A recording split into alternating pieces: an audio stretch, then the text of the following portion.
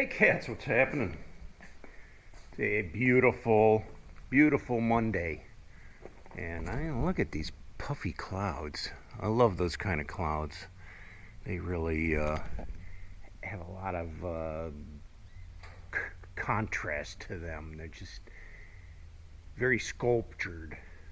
When you look at the clouds, sometimes you can actually see images in them, faces or whatever.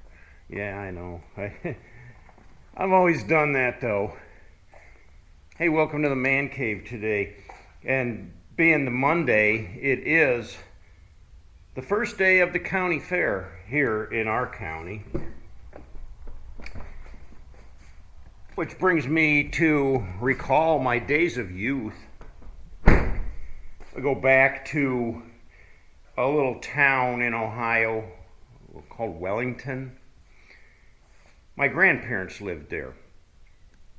And so we would always go over to Grandma and Grandpa's house, but especially the weekend of the fair. And we'd spend the week with Grandma. Now, Grandpa worked, my dad worked, and my mom would stay at home, but they'd dump us boys off with Grandma. And Grandma was tickled to have us. But while we were there, in Grandma's backyard, probably just a couple 100 feet from the house, was a main railroad track. And as I remember, there was at least 3, maybe 4 rails there that went by, and it was a main track. So the freight trains would go through there at a very high rate of speed. And they were really long, the big long 3-mile trains pulling everything from grain, coal, automobiles, equipment, farm equipment. And we were told as kids, to stay away from the tracks. Don't play anywhere near the tracks. You're not allowed to go anywhere near the tracks. But as we were kids, we'd sneak up there and put a penny on the track and then run away and wait for the train. And after the train went by, we'd run up there and find it. And the penny would be flattened out like a pancake and be like that big around. We also, in Grandma's yard, right next to the backyard where the tracks were, was an apple tree. So we would pick up apples off the ground and pitch them at the trains as they went by and watch the apples explode on the side of the boxcars. Probably would have gotten in big trouble for doing that, but this is what we did. We were kids, I think I was about 14 years old at the time, and we went there for the week of the fair. Now, what we would do is my brothers and I would go over to the fairgrounds while they were setting the fair up. So there was no admission at that point. We just walked right in, and we would go right to the carnies and say, "Can we help do anything to set the fair up?" They'd say, "Sure, boys, come on right over here." And they had the kiddie rides, just a little kiddie train or whatever it was. And they'd say, "You can put this metal fence up all the way around the kiddie ride here." And, they had like a metal pad that went on the ground and then the fence like stuck in them.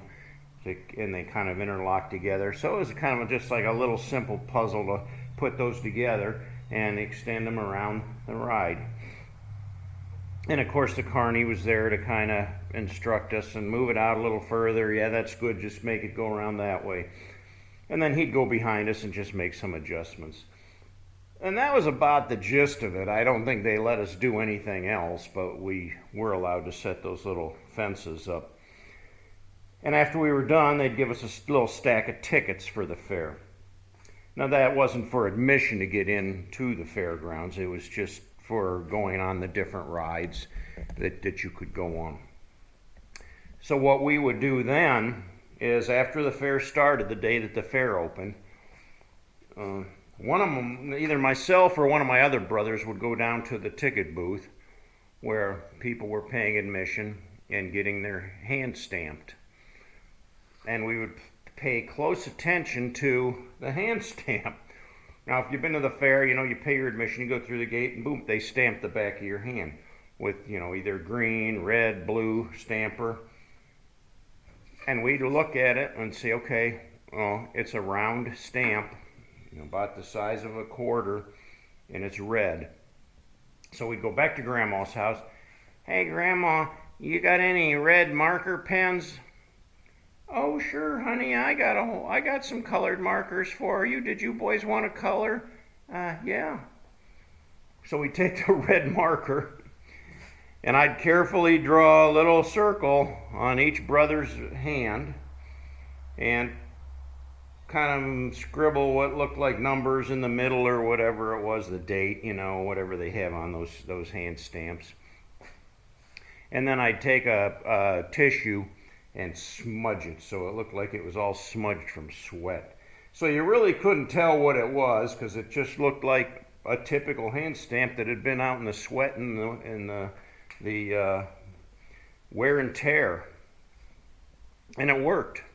We'd go up to the gate, show our hand, walk right in. And we did that quite frequently. It worked really well. I don't know what the admission was for a kid anyways, but we didn't have 2 nickels to rub together. Anyway, to use our tickets, I remember I would get really deadly sick on the rides. There was the Roundup, I think it was called. You'd climb into this great big wheel thing and you'd stand up against the wall, and then it would spin around and around and around and it would go real fast, and the centrifugal force would pin you to the wall, and then the thing would stand up and rotate, and you'd be stuck to it. And then it would lower back down and slow down. You'd get off of the thing. And by the time I stepped off the thing, I was practically sick. I got motion sickness really easily. And then to make it worse, I'd go on like that teacup ride that spins you and twirls you all different directions, and then I would definitely be sick. So back to Grandma's house, I'd have to lay on the couch until I felt better before I could go back to the fair again. And I went over to the fair one day by myself and walked in. And one of the things that intrigued me were the sideshow that was there. And I'd walk by there, and of course they had those great big canvas panels up there with the pictures on them. The bearded lady, the strongest man in the world, and whatever the sideshow things were, the tallest man in the world, the shortest lady in the world.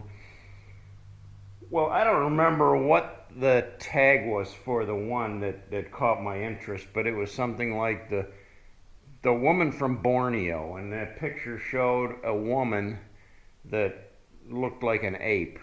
She was all covered with hair. And I thought, wow, that's pretty wild. I'm going to have to see this. Now, I'm like 14 years old. So I go up to the ticket booth there, and says, yeah, I want to see the freak show. And he said, it's going to be 4 tickets. Ooh, 4 tickets is pretty expensive for a kid that's got, a handful of tickets. So I give him the 4 tickets, and he says, go on in. So you kind of went into this tent, you followed this hallway light that went around the side, and then it came around our back, and you came out into this room. I came into this, dimly lit room, and there was like a little platform there and a chair. And on the chair was this woman. Now, this woman had to be probably in her 50s or older. And she was covered with hair from head to toe. I mean, her face had hair on it, and her shoulders, her arms, her legs. But she was clad only in this little minuscule bikini, so everything was like hanging out. And there I am, like this young 14-year-old kid, I walk in there and I was just like, my jaw.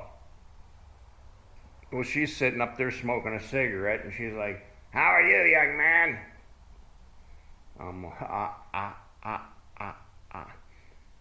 What's your name? Mark? Where are you from? Okay, bye. Out the door I went. I was embarrassed, humiliated, and I wouldn't tell anybody that I had gone in there. I never seen anything like it before. I mean, she was definitely a very hairy woman who hadn't shaved at all and had it pretty much all hanging out.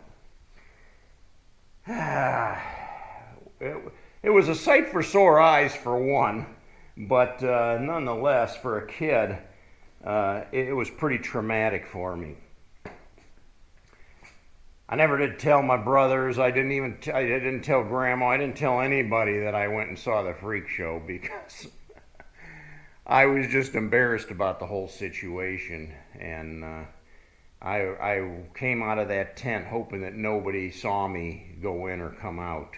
I mean, at my age, I felt like I just went to a porn show. So those are my best memories of the fair as a kid. One of the other fun things we did, I mean, we were pretty sneaky. There was the one ride, I don't remember what it was called, the zipper or something, but you get in these cages and it takes you up and around and the cages flip around upside down and everything.